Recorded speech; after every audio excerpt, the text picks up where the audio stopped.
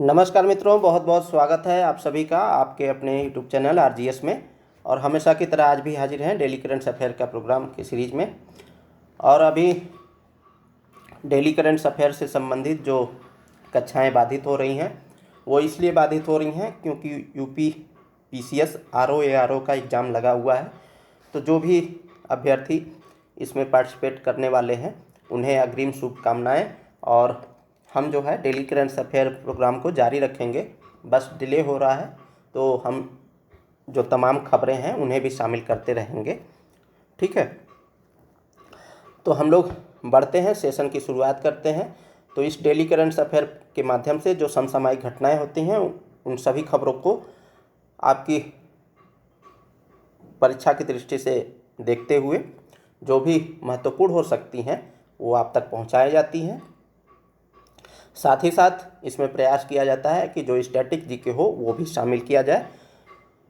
इसके लिए हम आपसे यही अपील करना चाहेंगे कि यदि आप हमारे साथ बने रहना चाह रहे हैं और अपनी तैयारी को गति देना चाह रहे हैं तो इसके लिए आप चैनल को सब्सक्राइब कर लें और अन्य लोगों तक भी इसे शेयर कर दें। चलिए हम लोग पहले प्रश्न की ओर बढ़ते हैं। तो डिजिटल इंडिया के संदर्भ में निम्नलिखित कथनों पर विचार कीजिए।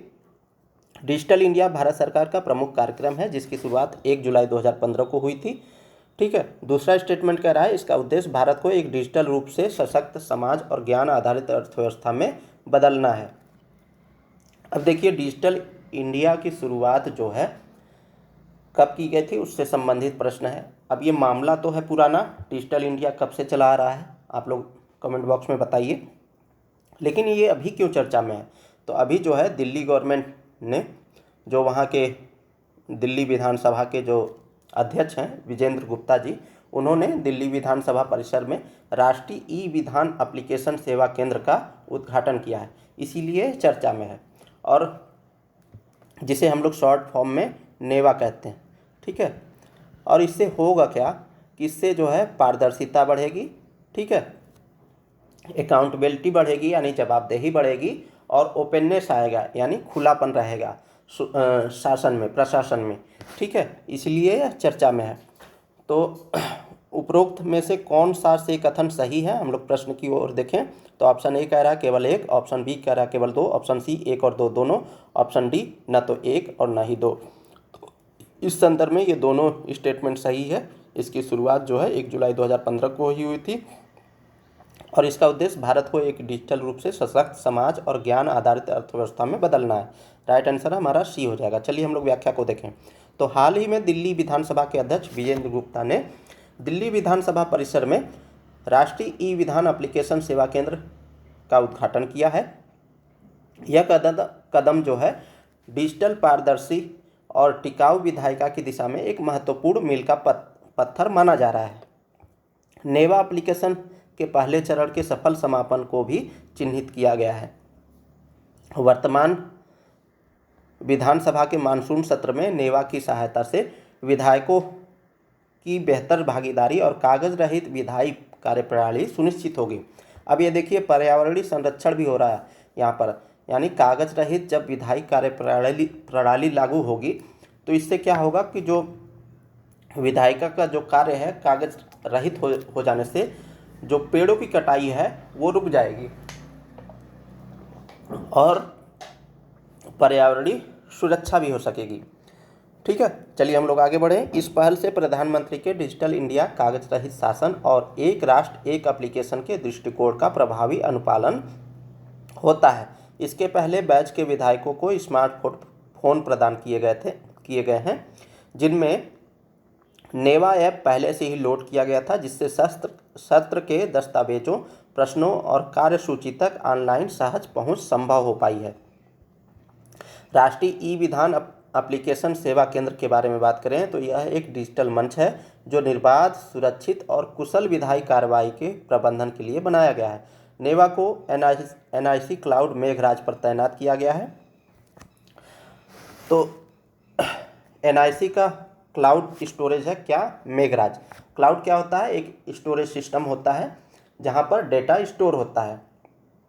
साइंस एंड टेक में आप लोगों ने पढ़ा होगा। तो एनआईसी क्लाउड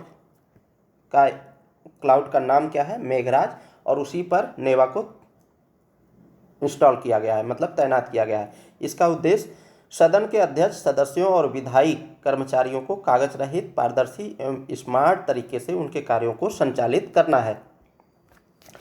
नेवा मोबाइल ऐप एंड्रॉयड और iOS दोनों प्लेटफार्म पर उपलब्ध है, जिससे विधायी जानकारी का उपयोग कहीं से भी संभव है। इसका उद्देश्य देश के सभी विधानसभाओं को एक संगठित डिजिटल प्लेटफार्म पर लाना है, जिससे विधायी प्रक्रिया सरल, पारदर्शी और त्वरित हो। डिजिटल इंडिया के बारे में बात करें, जो प्रश्न से संबंधित है, तो डिजिटल इंडिया भारत सरकार का प्रमुख कार्यक्रम है, जिसकी शुरुआत 1 जुलाई 2015 को हुई थी। इसका उद्देश्य भारत को एक डिजिटल रूप से सशक्त समाज, ज्ञान आधारित अर्थव्यवस्था में बदलना है। डिजिटल इंडिया के अंतर्गत सेवाओं का डिजिटलीकरण, डिजिटल अर्थव्यवस्था का विस्तार और रोजगार के नए अवसरों को प्रोत्साहन दिया जाता है। इसके प्रमुख घटक हैं ब्रॉडबैंड राजमार्गों का विकास, मोबाइल कनेक्टिविटी की सार्वभौमिक पहुंच, सार्वजनिक इंटरनेट कार्यक्रम और डिजिटल शासन। भारत डिजिटल अर्थव्यवस्था के डिजिटलीकरण के मामले में दुनिया में तीसरे स्थान पर है।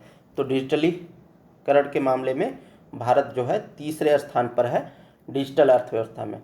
डिजिटल इंडिया का विजन 2047 तक विकसित भारत के लक्ष्य का हिस्सा है, जिसमें कौशल विकास, सामाजिक कल्याण और अत्याधुनिक तकनीकों जैसे कृत्रिम बुद्धिमत्ता और क्वांटम है। इस पहल से सेवा वितरण में सुधार होगा, समावेशी विकास को बढ़ावा मिलेगा और भारत को वैश्विक तकनीकी नेतृत्व प्राप्त होगा। चलिए अगले प्रश्न की ओर बढ़ें। तो राजस्थान उच्च न्यायालय के नए मुख्य न्यायाधीश के रूप में किसने शपथ ली है? ठीक है, ऑप्शन ए रांची MM दी ने, ऑप्शन बी न्यायमूर्ति कलपथी राजेंद्रन श्रीराम ने, ऑप्शन सी न्यायमूर्ति हेमंत गुप्ता ने, ऑप्शन डी न्यायमूर्ति PS नरसिम्हा ने।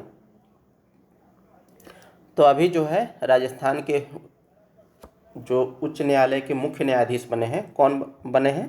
न्यायमूर्ति कलपथी राजेंद्रन श्रीराम।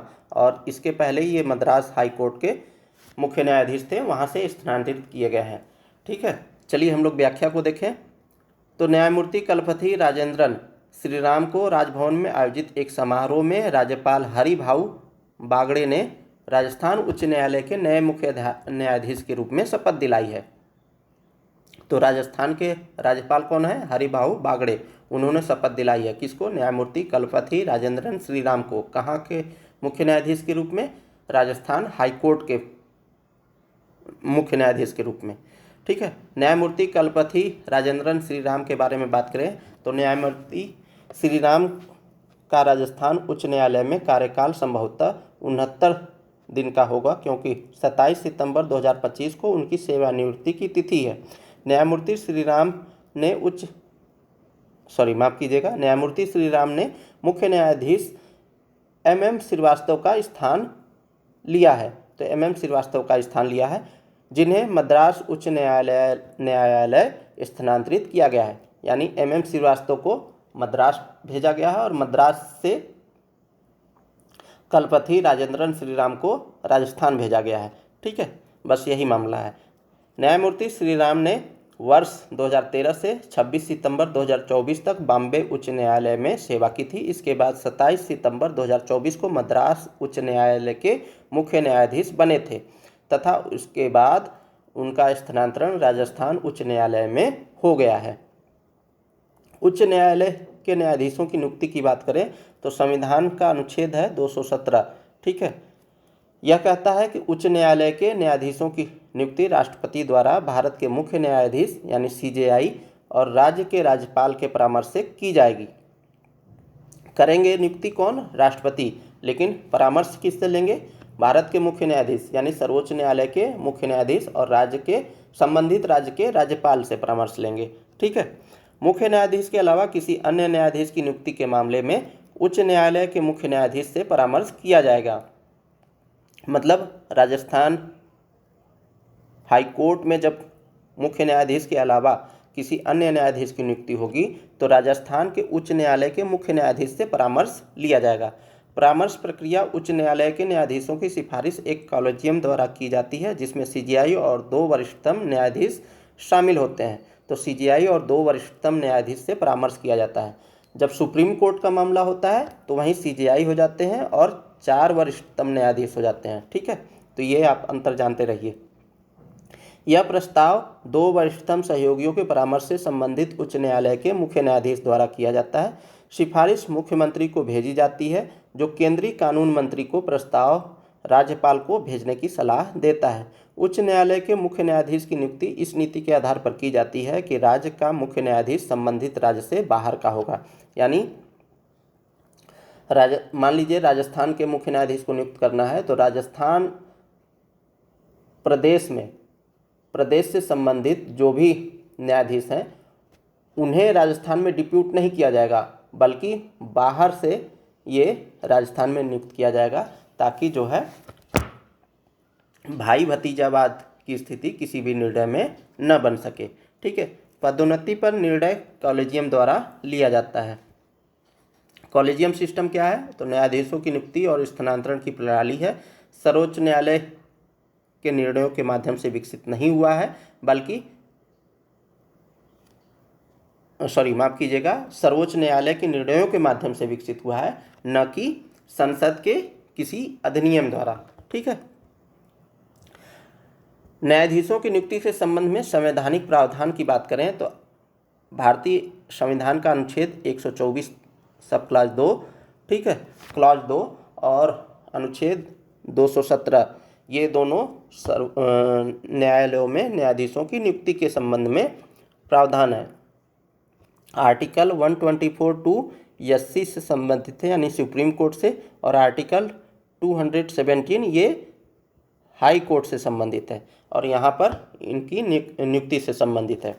राष्ट्रपति सर्वोच्च न्यायालय और उच्च न्यायालयों के ऐसे न्यायाधीशों से परामर्श करने के बाद नियुक्तियां करता है जैसा कि वह आवश्यक समझे, लेकिन संविधान इन नियुक्तियों को करने के लिए कोई प्रक्रिया निर्धारित नहीं करता है। कॉलेजियम प्रणाली का विकास की बात करें तो इसमें 3 मामला आता है, 3 जजेस मामला, न्यायाधीश मामला आता है। तो प्रथम न्यायाधीश मामला 1881 का, द्वितीय न्यायाधीश मामला 1993 का और तृतीय न्यायाधीश मामला 1998 का आता है। तो 81, 93, 98 अब हम लोग देख लेते हैं। तो इसने यह प्रथम न्यायाधीश मामला 1981 के तहत क्या हुआ, इसने यह निर्धारित किया कि न्यायाधीश न्यायिक नियुक्तियों और तबादलों पर भारत के मुख्य न्यायाधीश यानी चीफ जस्टिस ऑफ इंडिया के सुझाव की प्रधानता को ठोस कारणों के चलते अस्वीकार किया जा सकता है। इस निर्णय ने अगले 12 वर्षों के लिए न्यायिक नियुक्तियों में न्यायपालिका पर कार्यपालिका की प्रधानता स्थापित कर दी। दूसरे मामले में क्या हुआ, सर्वोच्च न्यायालय ने यह स्पष्ट करते हुए कॉलेजियम प्रणाली की शुरुआत की कि परामर्श का अर्थ वास्तव में सहमति है। इस मामले में सर्वोच्च न्यायालय ने आगे कहा कि यह या कि व्यक्तिगत राय नहीं होगा, बल्कि सर्वोच्च न्यायालय के 2 वरिष्ठतम न्यायाधीशों के परामर्श से ली गई एक संस्थागत राय होगी। फिर तीसरा न्यायाधीश मामला आता है 1998 का। राष्ट्रपति द्वारा जारी एक प्रेसिडेंशियल रेफरेंस अनुच्छेद 143 के बाद सर्वोच्च न्यायालय ने 5 सदस्यीय निकाय के रूप में कॉलेजियम का विस्तार किया, जिसमें सीजेआई होते हैं, चीफ जस्टिस ऑफ इंडिया, और 4 वरिष्ठतम सहयोगी शामिल होते हैं। राष्ट्रीय न्यायिक नियुक्ति आयोग NJAC, ठीक है, ये 2014 में लाया गया था, ठीक है, जिसे न्यायपालिका ने 2015 में समाप्त कर दिया था। तो यह कॉलेजियम प्रणाली को बदलने का एक प्रयास था। इसने न्यायाधीशों की नियुक्ति के लिए आयोग द्वारा पालन की जाने वाली प्रक्रिया निर्धारित को NJAC की स्थापना निर्धारित करने के लिए लाया गया था। NJAC की स्थापना 99वें संविधान संशोधन अधिनियम 2014 द्वारा पारित की गई थी, लेकिन NJAC अधिनियम को असंवैधानिक करार दिया गया और न्यायपालिका की स्वतंत्रता को प्रभावित करने का हवाला देते हुए इसे रद्द कर दिया गया। ठीक है, इसकी आलोचना भी होती है, जैसे अपारदर्शिता, जो कॉलेजियम प्रणाली है उसकी आलोचना किस प्रकार से होती है। अपारदर्शिता यानी किसे हम ला रहे हैं, किसे नहीं ला रहे हैं, किस बैकग्राउंड पर ला रहे हैं, इसका हमें पता नहीं चल पाता है, तो इसलिए अपारदर्शिता दिखाई देती है। भाई भतीजावाद की गुंजाइश, कार्यपालिका का बहिष्कार और नियुक्ति की कोई पूर्व निर्धारित प्रक्रिया नहीं है। तो ये सब आलोचना के शिकार होते हैं। ठीक है, चलिए अगले प्रश्न को देखें। तो अशोक स्तंभ के संदर्भ में निम्नलिखित कथनों पर विचार कीजिए। पहला स्टेटमेंट कह रहा है यह सारनाथ स्थित अशोक के सिंह शीर्ष का एक रूपांतरण है। दूसरा स्टेटमेंट कह रहा है इस स्तंभ के आधार पर एक हाथी, एक दौड़ता हुआ घोड़ा, एक बैल और एक सिंह की उभरी हुई नक्काशीदार मूर्तियां हैं जो बीच में स्थित धर्म चक्रों द्वारा पृथक है। उपर्युक्त में से कौन सा से कथन सही है या है?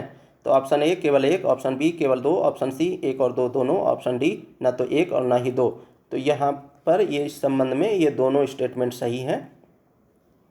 ठीक है, और अभी ये क्यों चर्चा में है राजस्थान स्थित अशोक स्तंभ? तो अभी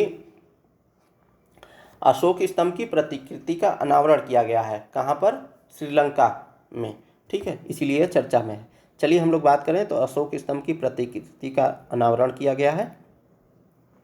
हाल ही में श्रीलंका के वास्काडुवा में अशोक स्तंभ की प्रतिकृति का अनावरण वास्काडुवा श्री सुभूति विहार के पवित्र परिसर में हुआ है। यह आयोजन भारत श्रीलंका के सांस्कृतिक और आध्यात्मिक संबंधों को पुनः पुष्ट करता है। अशोक स्तंभ की स्थापना सम्राट अशोक के श्रीलंका को दिए गए योगदान और बौद्ध धर्म के प्रचार के सम्मान में की गई है। आप लोगों को पता होगा उन्होंने अपनी पुत्री को भी भेजा था, संघमित्रा को, श्रीलंका में बौद्ध धर्म के प्रचार के लिए। ठीक है, अशोक ने। बता दें कि यह पहल दोनों देशों के आपसी सहयोग और बौद्धिक सांस्कृतिक विरासत संरक्षण की मुहिम का हिस्सा है। वास्काडुवा में स्थापित इस प्रतिकृति का उद्देश्य श्रीलंका में अशोक की विरासत का सम्मान करना और बौद्ध धर्म की शिक्षा को बढ़ावा देना है। इस स्तंभ ने श्रीलंका में बौद्ध धर्म के इतिहास तथा भारत के साथ उसके गहरे रिश्तों को चित्रित किया है। वास्काडुवा के बारे में बात करें तो वास्काडुवा शहर श्रीलंका के दक्षिण प्रांत के कलुटारा जिले में स्थित है, जो कोलंबो से लगभग 42 किलोमीटर दक्षिण में है। यहाँ स्थित वास्काडुवा श्री सुभूति विहार एक प्रमुख बौद्ध मंदिर है। तो सुभूति विहार क्या है? जो है एक प्रमुख बौद्ध मंदिर है। विहार क्या होता था ये आप लोग कमेंट बॉक्स में बताइए।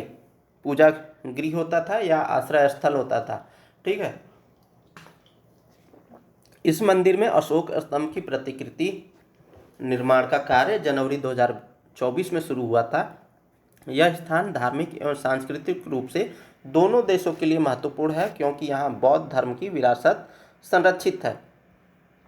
महामहिम क्याब्जे जोंगजिंग लिंग रिनपोछे के बारे में बात करें तो श्रीलंका में अशोक स्तंभ की इस प्रतिकृति के लिए पूर्ण प्रायोजन महामहिम क्याब्जे योगजिन लिंग रिनपोछे द्वारा प्रदान किया गया था। बता दें कि यह तिब्बती बौद्ध धर्म के अग्रणी आध्यात्मिक नेताओं में से एक हैं।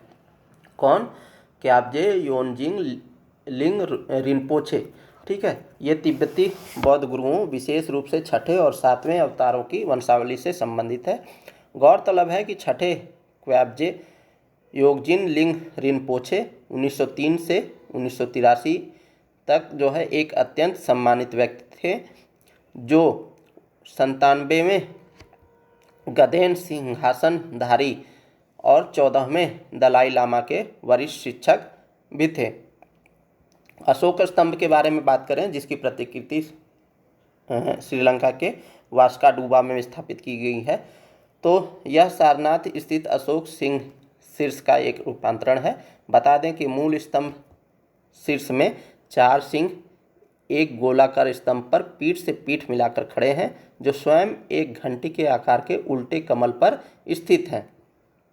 इस स्तंभ के आधार मतलब बेस। ठीक है, मतलब इस तरीके से ऐसे है, सॉरी माफ़ कीजिएगा, ऐसे है और ये बेस हो गया ना। तो इस बेस पर क्या क्या है? तो एक हाथी है, एक दौड़ता हुआ घोड़ा है, एक बैल है और एक सिंह है। ठीक है, और इनकी उभरी हुई नक्काशीदार मूर्तियां हैं। तो कौन कौन सा है? हाथी है, घोड़ा है, बैल है और सिंह है। मेरे साथ बोलिए, हाथी, घोड़ा, बैल, सिंह। हाथी, घोड़ा, बैल, सिंह। ठीक है, जो बीच में स्थित धर्म चक्रों द्वारा पृथक है। गौरतलब है कि राज्य चिन्ह की रूपरेखा में 3 सिंह सिर स्तंभ पर आरूढ़ हैं, चतुर्थ सिंह अदृश्य है। धर्म चक्र चित्रित है सिंहों के नीचे आधार पर, जिसमें दाईं ओर एक बैल, बाईं ओर एक दौड़ता हुआ घोड़ा और सबसे दाईं व बाईं ओर किनारों पर धर्म चक्रों की रूपरेखा है। चलिए हम लोग अगले प्रश्न की ओर बढ़ें। तो हाल ही में समुद्र प्रचेत पोत का जलावतरण कहाँ किया गया है? तो समुद्र प्रचेत है, क्या है? पोत है। तो यह इसका जलावतरण कहाँ किया गया है? मुंबई में, कोच्चि में, विशाखापत्तनम में, गोवा में। तो इसका जलावतरण गोवा में किया गया है। चलिए हम लोग व्याख्या को देखें। तो गोवा शिपयार्ड लिमिटेड ने स्वदेशी प्रदूषण नियंत्रण पोत समुद्र प्रचेत का किया जलावतरण। गोवा शिपयार्ड लिमिटेड GSL द्वारा निर्मित 2 स्वदेशी प्रदूषण नियंत्रण पोतों में से अंतिम पोत समुद्र प्रचेत का बुधवार को गोवा में भारतीय तटरक्षक बल के लिए जलावतरण किया गया। इस पोत परियोजना ने 72% स्वदेशी सामग्री के साथ स्थानीय उद्योग और MSME की सक्रिय भागीदारी के माध्यम से राष्ट्रीय क्षमता निर्माण, रोजगार सृजन तथा कौशल संवर्धन में महत्वपूर्ण योगदान दिया है। इन जहाज़ों में अत्याधुनिक प्रतिक्रिया उपकरण लगाए गए हैं और ये जहाज़ विशेष आर्थिक क्षेत्र में किसी भी तेल रिसाव पर त्वरित प्रभावी कार्रवाई करने में भारतीय तटरक्षक बल की मदद करेंगे। पोत का जलावतरण कहाँ किया गया है? तो गोवा में भारतीय तटरक्षक बल के लिए किया गया है। पोत में 72% स्वदेशी सामग्री लगी हुई है और इसी से निर्मित है। इससे राष्ट्रीय क्षमता निर्माण, MSME की भागीदारी, रोजगार सृजन और कौशल विकास को बढ़ावा मिला है। जहाज की लंबाई की बात करें तो 114.5 मीटर है और चौड़ाई की बात करें तो 16.5 मीटर है और भार विस्थापन की बात करें तो 4170 टन है। पोत पर 14 अधिकारी और 115 नाविक तैनात होंगे। इसमें 2 साइड स्वीपिंग आर्म्स और आधुनिक रडार प्रणाली लगी है, जो चलते समय तेल रिसाव का पता लगाने उसे नियंत्रित करने में सहायक साबित होगी। इसे संपूर्ण विस्कोसिटी स्पेक्ट्रम में तेल निकालने और प्रदूषित जल पंप करने और तेल पृथक्करण संग्रहण के लिए डिजाइन किया गया है।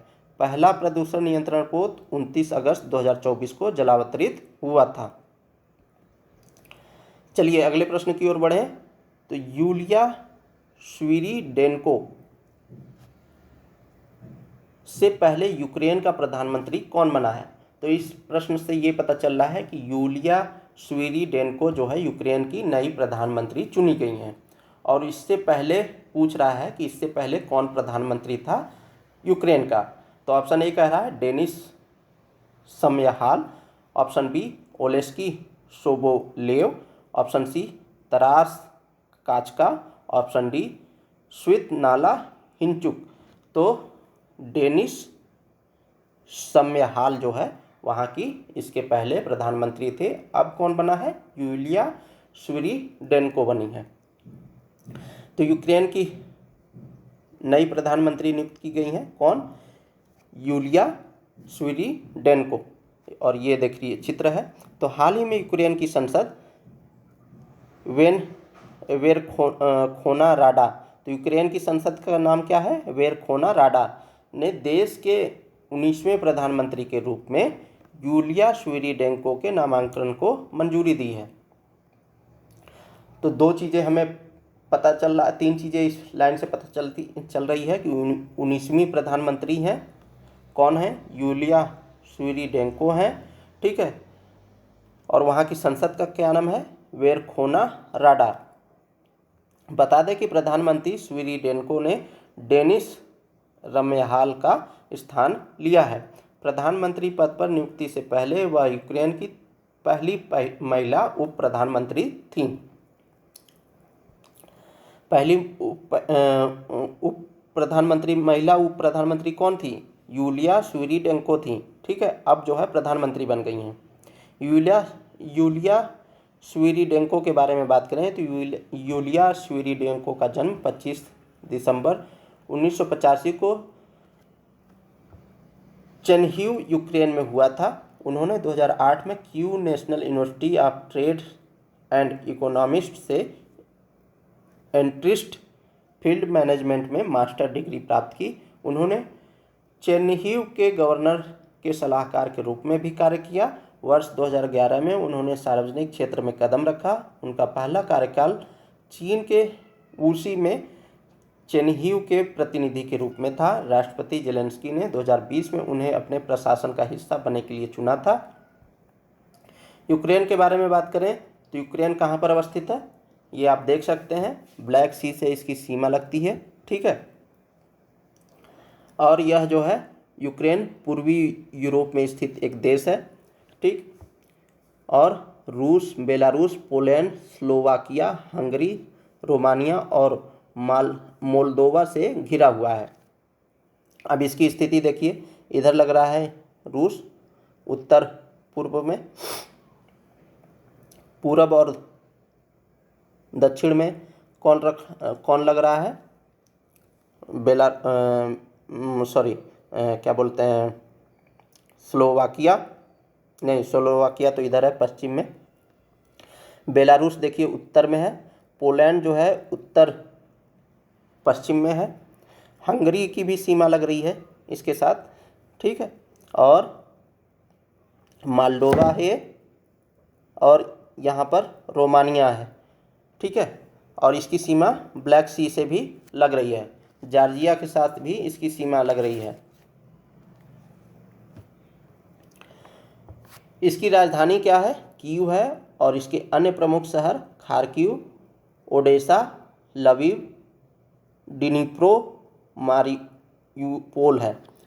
मुख्य आर्थिक क्षेत्र की बात करें तो इसमें कृषि, ऊर्जा, धातु उद्योग, आईटी सर्विसेज शामिल हैं। यूक्रेन को यूरोप का ब्रेड बास्केट भी कहा जाता है। यूक्रेन की कुल जनसंख्या लगभग 3.6 करोड़, जिसमें बहुसंख्यक आबादी यूक्रेनी है।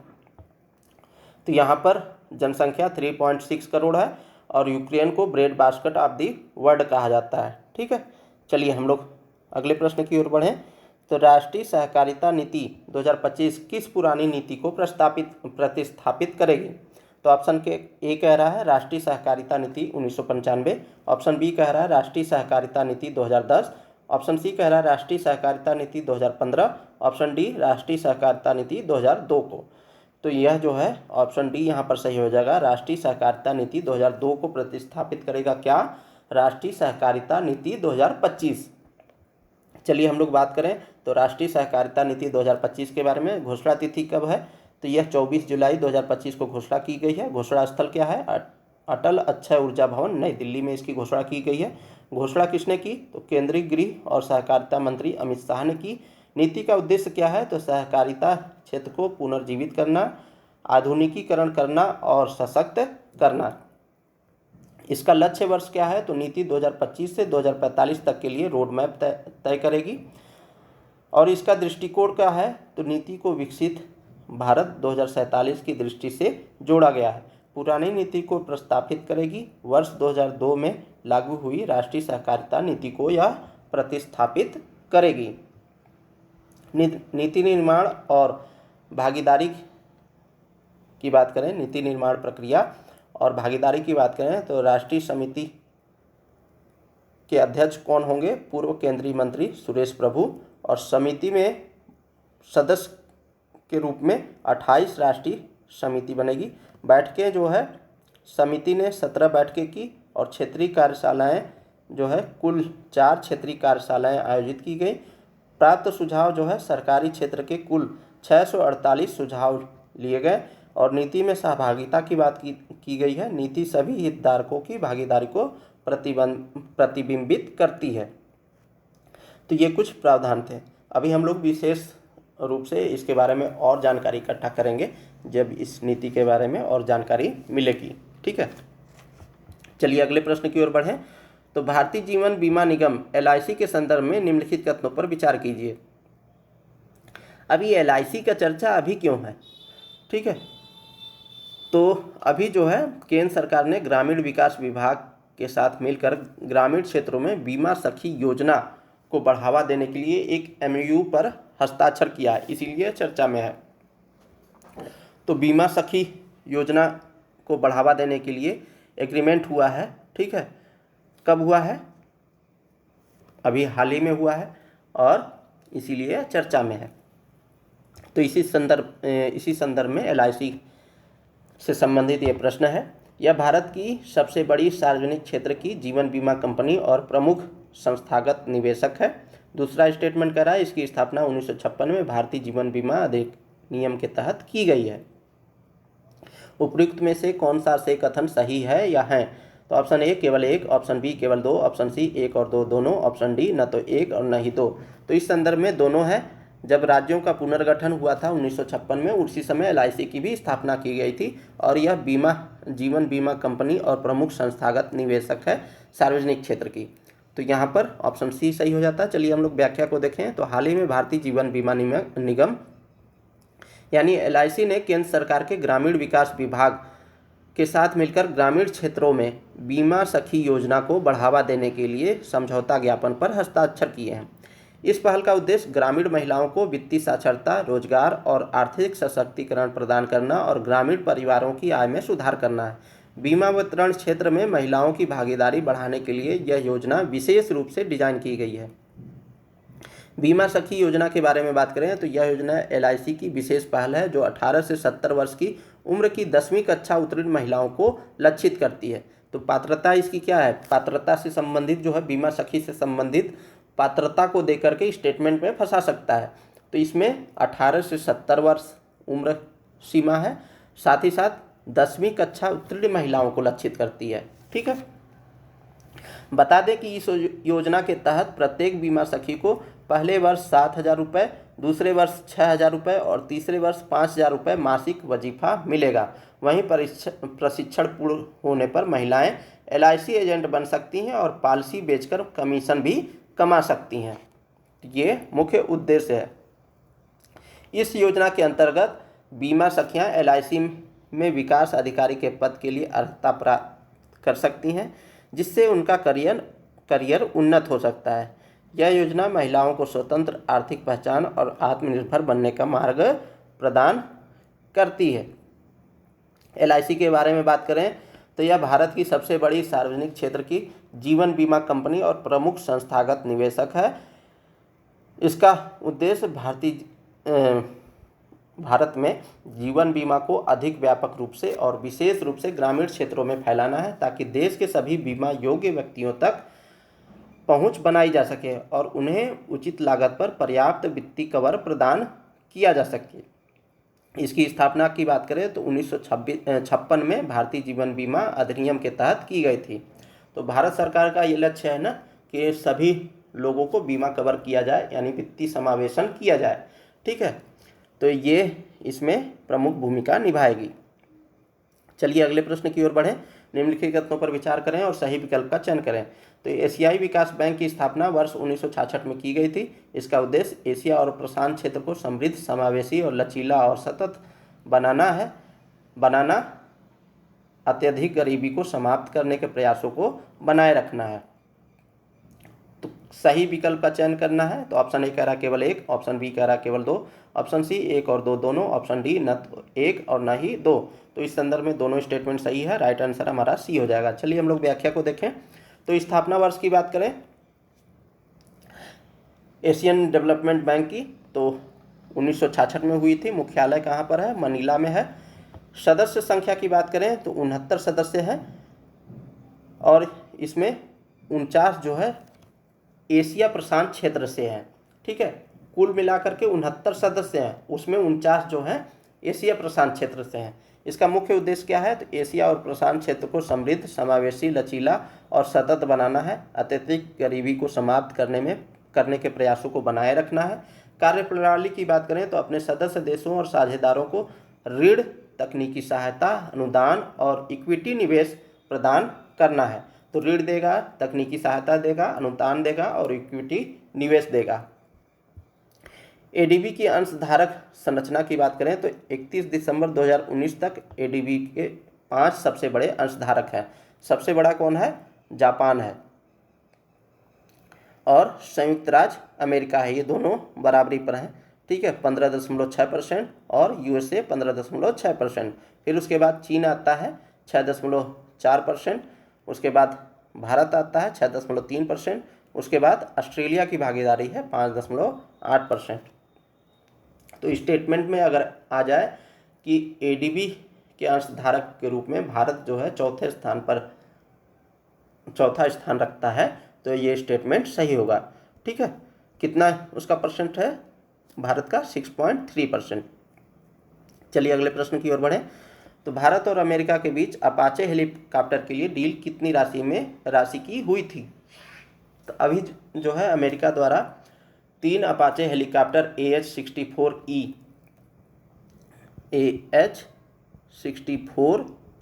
3 हेलीकॉप्टर जो है ये भेजे गए हैं भारत में। तो इसकी जो डील हुई थी वो कितने में हुई थी? Option A $400 million, option B $600 million, option C $800 million, option D $1 billion. तो यहाँ पर बी ऑप्शन सही होगा, $600 मिलियन में इसकी डील हुई थी। तो 22 जुलाई 2025 को भारतीय सेना को संयुक्त राज्य अमेरिका से पहली खेप में 3 अपाचे AH-64E अटैक हेलीकॉप्टर मिले हैं।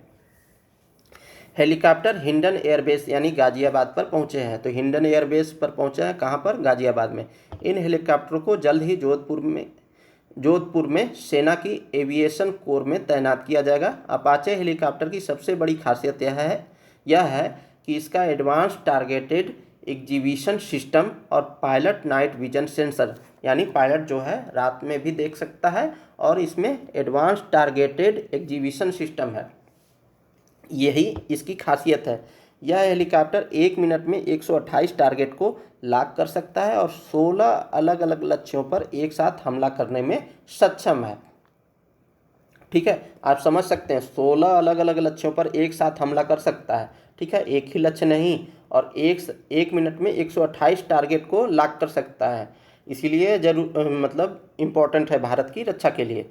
यह लॉन्गबो राडार और joint technical information distribution system जैसे उच्च गुणवत्ता वाले राडार और संचार प्रणाली से लैस है।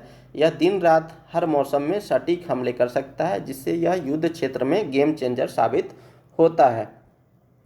भारत ने अमेरिका के साथ 2020 में $600 मिलियन लगभग 5,000 करोड़ की डील पर 6 अपाचे AH-64E हेलीकॉप्टरों के लिए समझौता किया था, जिसमें से 3 डिलीवरी किया गया है। पहली खेप की डिलीवरी मई 2024 में होनी थी, लेकिन 15 महीने की देरी हुई और इसका कारण सप्लाई चेन में बाधा है। अगली 3 हेलीकॉप्टरों की खेप नवंबर 2025 तक आने की उम्मीद है। हाल ही में रक्षा मंत्री राजनाथ सिंह और अमेरिका के रक्षा सचिव पीट हेगसेथ के बीच बातचीत हुई, जिसमें रक्षा सहयोग को आगे बढ़ाने पर चर्चा की गई। भारत सरकार का उद्देश्य है कि इस तरह के प्लेटफार्म के माध्यम से सेना को आधुनिकीकरण और उन्नत युद्ध क्षमता प्रदान की जाए। विश्व की सबसे बड़ी अनाज भंडारण योजना किस क्षेत्र में शुरू की गई? अगले प्रश्न की ओर बढ़ें। तो क्या है? विश्व की है, सबसे बड़ी है, क्या है? अनाज भंडारण योजना किस क्षेत्र में शुरू की गई है? तो निजी क्षेत्र में शुरू की गई, यानी निजी क्षेत्र विश्व की सबसे बड़ी अनाज भंडारण योजना बना रही है, या सार्वजनिक क्षेत्र बना रहा है, या सहकारी क्षेत्र बना रहा है, या रक्षा क्षेत्र बना रहा है? तो यहाँ पर राइट आंसर क्या हो जाएगा? सहकारी क्षेत्र, यानी ऑप्शन सी। ठीक है, चलिए हम लोग व्याख्या को देखें। तो सहकारी क्षेत्र में विश्व की सबसे बड़ी अनाज भंडारण योजना, सरकार ने सहकारी क्षेत्र में विश्व की सबसे बड़ी अनाज भंडारण योजना यानी world largest grain storage plan in cooperative sector की शुरुआत पायलट परियोजना के रूप में की है। ये इसमें 11 राज्यों की 11 प्राथमिक कृषि खाद्य समितियों में गोदामों का निर्माण पूरा हो चुका है। इस योजना के तहत PACS यानी प्राथमिक कृषि साख समितियां स्तर पर विभिन्न कृषि अवसंरचनाएं तैयार की जाएंगी, जैसे गोदाम, कस्टम हायरिंग सेंटर, प्रसंस्करण इकाइयां, उचित मूल्य की दुकानें। ठीक है, योजना को विभिन्न मौजूदा सरकारी योजनाओं के समन्वय से लागू किया जाएगा। 500 से अधिक PACs को गोदाम निर्माण के लिए चयनित किया गया है। लक्ष्य है कि दिसंबर 2026 तक निर्माण कार्य पूरा किया जाए। चलिए अगले प्रश्न की ओर बढ़ें। वित्तीय वर्ष 2025 के लिए आरबीआई का वित्तीय समावेशन सूचकांक यानी फाइनेंशियल इंक्लूजन इंडेक्स कितना रहा है? तो आरबीआई का पूछ रहा है वित्तीय समावेशन सूचकांक वित्त वर्ष 2025 के लिए, ठीक है, कितना रहा है? तो ऑप्शन ए कह रहा है 62.4%, option B 64.2%, option C 67%, option D 70%। तो अभी जो है इसके पहले वित्तीय वर्ष 2024 में 64.2% था, अभी वर्तमान में 67% हो गया है, यानी बढ़ोतरी हुई है वित्तीय समावेशन सूचकांक में आरबीआई का। ठीक है, चलिए हम लोग व्याख्या को देखें। तो वित्तीय समावेशन सूचकांक फाइनेंशियल इंक्लूजन इंडेक्स 2025 के आंकड़े जारी हुए हैं। भारतीय रिजर्व बैंक द्वारा जारी वित्तीय समावेशन सूचकांक में वित्त वर्ष 2025 में सुधार दर्ज किया गया है। फाइनेंशियल इंक्लूजन इंडेक्स वर्ष 2025 में बढ़कर के 67% हो गया है, जो 2024 में 64.2% था। यह सुधार सभी उप समूहों यानी सब इंडिकेट्स इन एक्सेस, उपयोग, यूजेज और गुणवत्ता क्वालिटी में दर्ज किया गया है। इन सुधार का मुख्य कारण क्या है? तो वित्तीय सेवाओं के प्रयोजन में वृद्धि हो रही है, सेवाओं में की गुणवत्ता में सुधार हुआ है, वित्तीय साक्षरता यानी फाइनेंशियल लिटरेसी कार्यक्रमों की निरंतरता बढ़ी है। यह दर्शाता है कि देश में वित्तीय समावेशन गहराया है। सूचकांक की रचना और उद्देश्य और विशेषताओं की बात करें तो फाइनेंशियल इंक्लूजन इंडेक्स को आरबीआई ने सरकार और अन्य हितधारकों के परामर्श से तैयार किया है। तो किसने तैयार किया है? आरबीआई ने तैयार किया है। और किसके परामर्श से? सरकार और अन्य हितधारकों के परामर्श से तैयार किया गया है। तो फाइनेंशियल इंक्लूजन इंडेक्स किसने तैयार किया है? आरबीआई ने तैयार किया है। तो प्रश्न में आ जाए कि किसने तैयार किया है? तो आरबीआई ने तैयार किया है। पहला फाइनेंशियल इंक्लूजन इंडेक्स अगस्त 2021 में जारी किया गया था, जो मार्च 2021 को समाप्त वित्त वर्ष के लिए था। सूचकांक व्यापक है और उसमें कई क्षेत्रों से डेटा शामिल किए गए हैं, जैसे बैंकिंग, निवेश, बीमा, डाक सेवाएं, पेंशन, इन सभी क्षेत्रों को शामिल किया गया है। एसएस पैरामीटर की बात करें तो वित्तीय सेवाएं कितनी आसानी से उपलब्ध हैं, ये देखा गया है। यूजेज की बात करें तो पैरामीटर की बात करें तो लोग इन सेवाओं का कितनी बार और कितनी प्रभावी रूप से उपयोग कर रहे हैं, ये देखा गया है। क्वालिटी पैरामीटर की बात करें तो इसमें वित्तीय साक्षरता, उपभोक्ता संरक्षण, असमानताओं में कमी और सेवा की गुणवत्ता शामिल है। ठीक है, चलिए अगले प्रश्न की ओर बढ़े। तो हेनले पासपोर्ट इंडेक्स 2025 में प्रथम स्थान किस देश ने प्राप्त किया है? तो हेनले पासपोर्ट इंडेक्स जारी किया गया है 2025 और इसमें किसने प्रथम स्थान प्राप्त किया है, यही पूछ रहा है। तो हेनले पासपोर्ट इंडेक्स 199 वैश्विक पासपोर्टों की निगरानी करता है और उसका डेटा जारी करता है। ठीक है, तो अभी किसने प्रथम स्थान प्राप्त किया है? Option A Japan, option B Singapore, option C UAE, option D दक्षिण कोरिया। तो ऑप्शन बी सही हो जाएगा, सिंगापुर ने।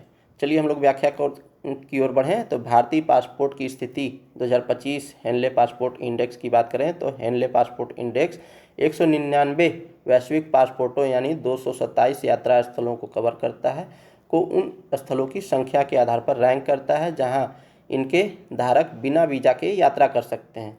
आंकड़े जो है अंतर्राष्ट्रीय वायु परिवहन संघ से प्राप्त होते हैं। वैश्विक नागरिकता और निवास सलाहकार फर्म हेनले एंड पार्टनर्स द्वारा संकलित और प्रकाशित किया जाता है। तो किसके द्वारा संकलित और प्रकाशित किया जाता है?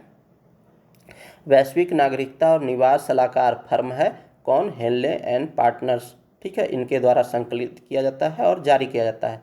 भारतीय पासपोर्ट ने 2025 में 8 स्थानों की छलांग लगाई है। तो कितने स्थानों की छलांग लगाई है? 8 स्थानों की।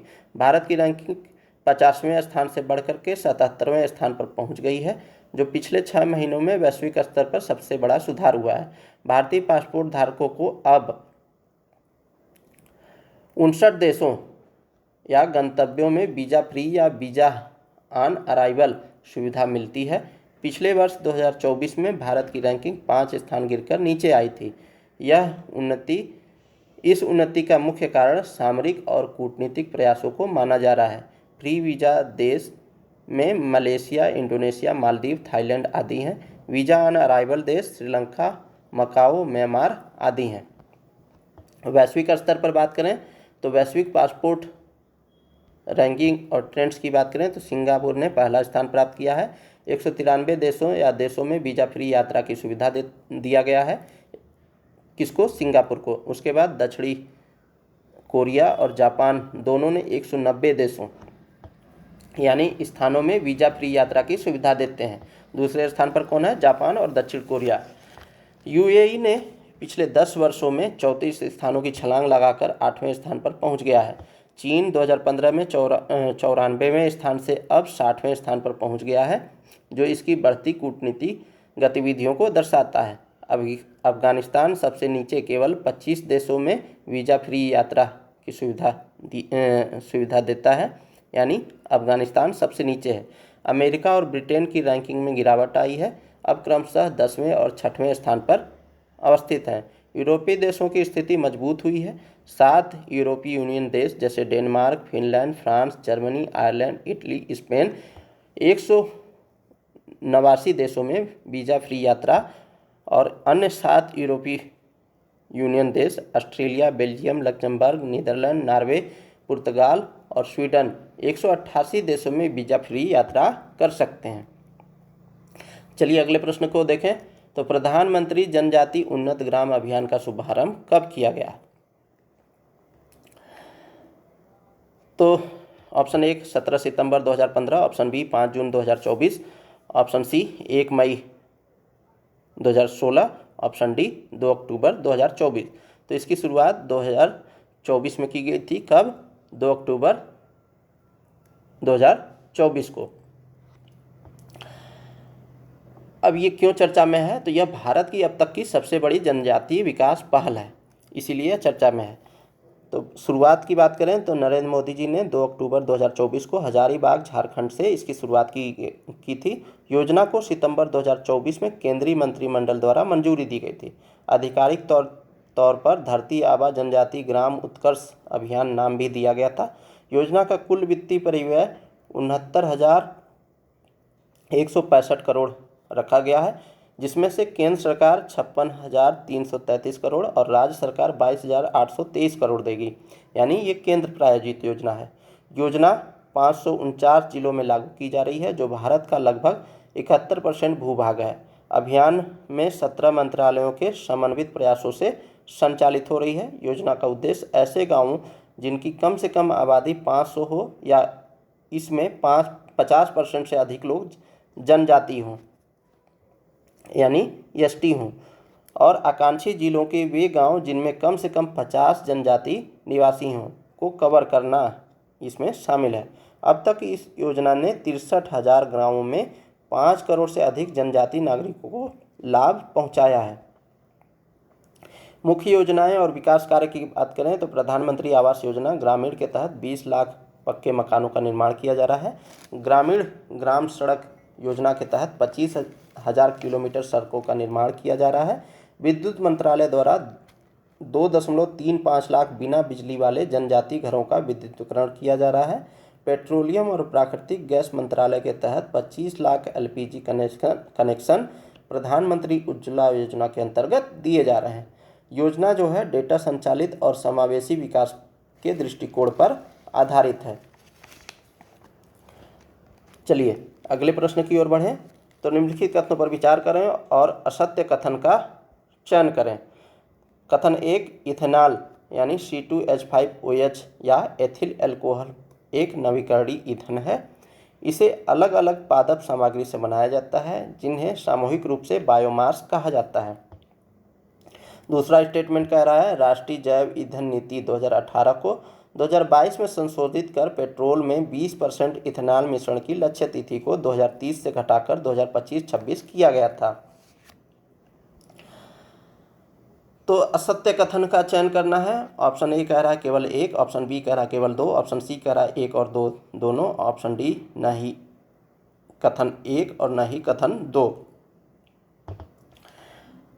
तो देखिए, राष्ट्रीय जैव नीति 2018 इसमें संशोधन किया गया था। कब? 2022 में संशोधन किया गया था। और इसमें क्या प्रावधान किए गए थे कि जो 20% इथेनॉल मिश्रण का जो लक्ष्य है पेट्रोल में, उसे 2030 पहले निर्धारित किया गया था, उसे घटा करके 2025-26 तक किया गया था। और यह जो है अभी हासिल कर लिया गया है, इसीलिए चर्चा में है। और इथेनॉल का सूत्र क्या होता है? C2H5OH, और इसे एथिल अल्कोहल भी कहते हैं। और यह एक प्रकार का नवीकरणीय ईंधन है। इसे अलग अलग पादप सामग्री से बनाया जाता है, जिन्हें सामूहिक रूप से बायोमास कहते हैं। और इसके प्रयोग से क्या होता है, जो हमारा गैर जीवाश्म ईंधन की खपत होती है वो कम हो जाती है और पर्यावरणीय प्रदूषण भी कम होता है। तो अभी जो है भारत ने 5 वर्ष पहले ही इस लक्ष्य को प्राप्त कर लिया है, इसीलिए यह चर्चा में। तो अभी हम लोग प्रश्न को नहीं देखें ना।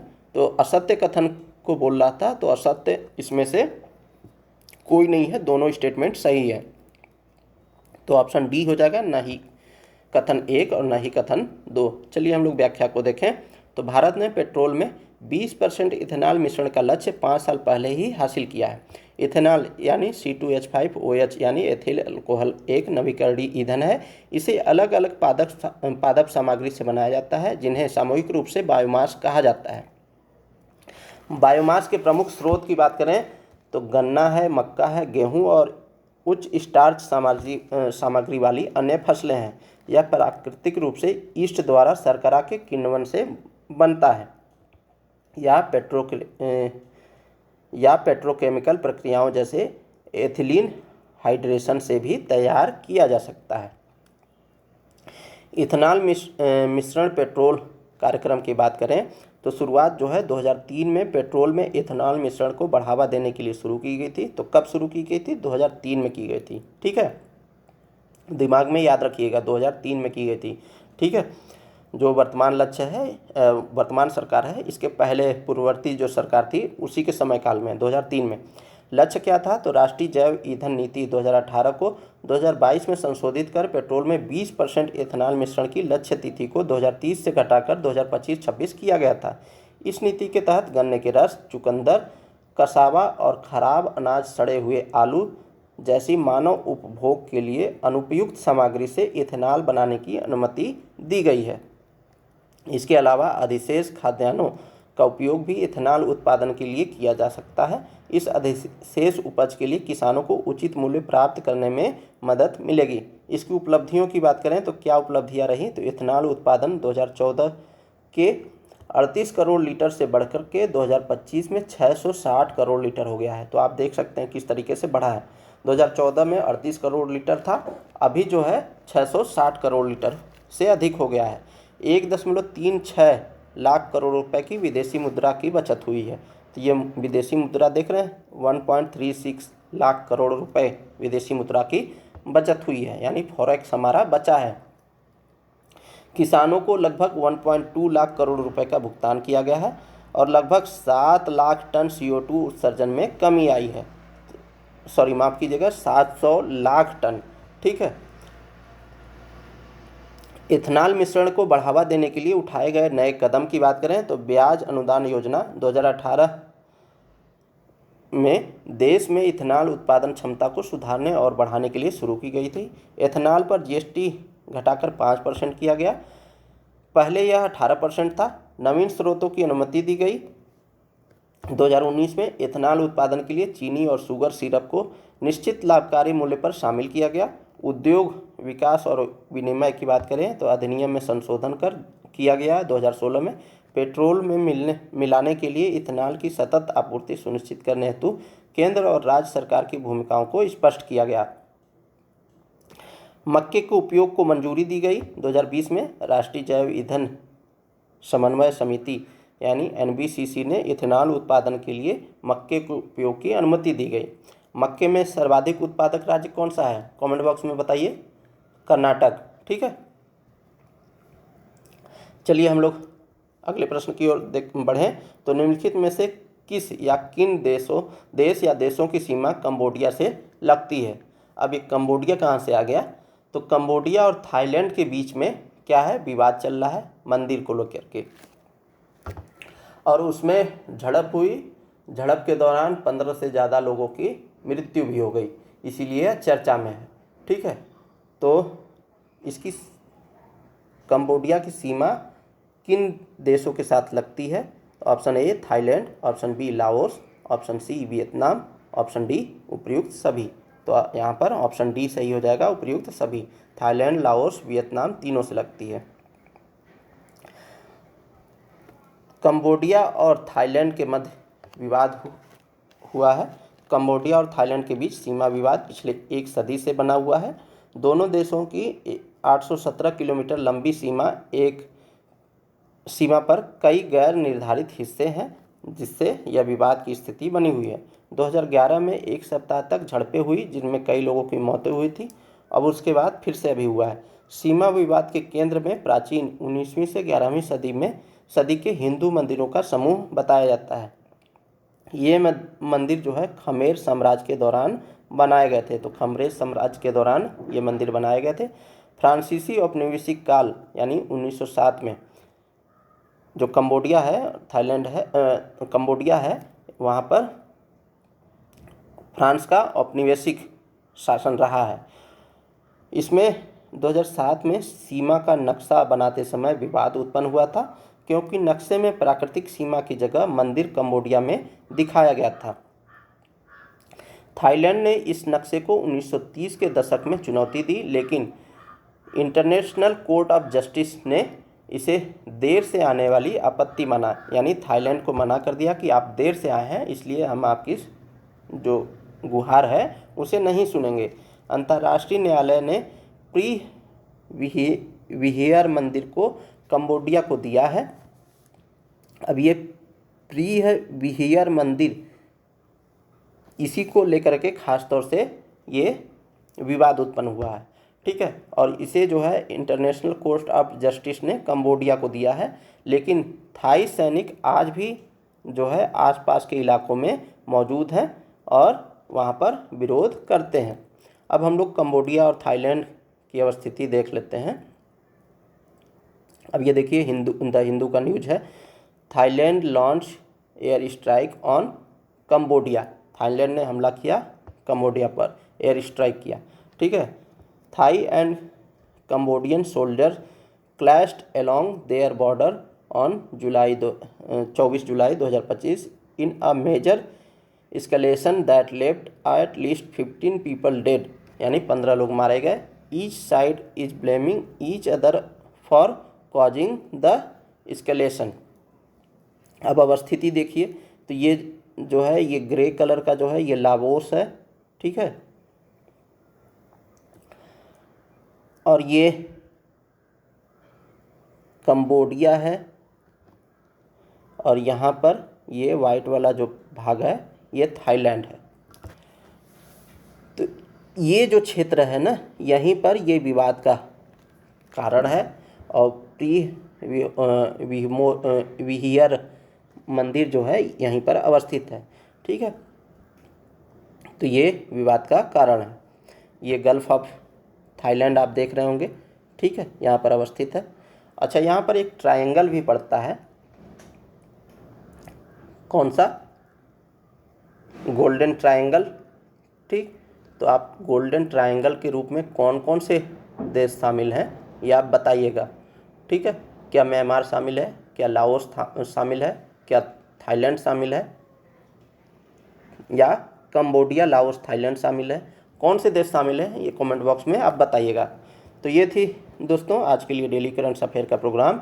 उम्मीद करते हैं आप लोग इस डेली करंट अफेयर को पर डे कर रहे होंगे, अपने नोट्स को अपडेट कर रहे होंगे, साथ ही साथ अपने तैयारी को गति दे रहे होंगे। इन्हीं सब बातों के साथ मिलते हैं किसी अन्य वीडियो में। तब तक बने रहिए हमारे साथ, चैनल को सब्सक्राइब कर लीजिए और अन्य लोगों तक भी, अपने दोस्तों मित्रों में भी इस चैनल को शेयर कर दीजिए। बहुत बहुत धन्यवाद, बहुत बहुत शुक्रिया। जय हिंद दोस्तों।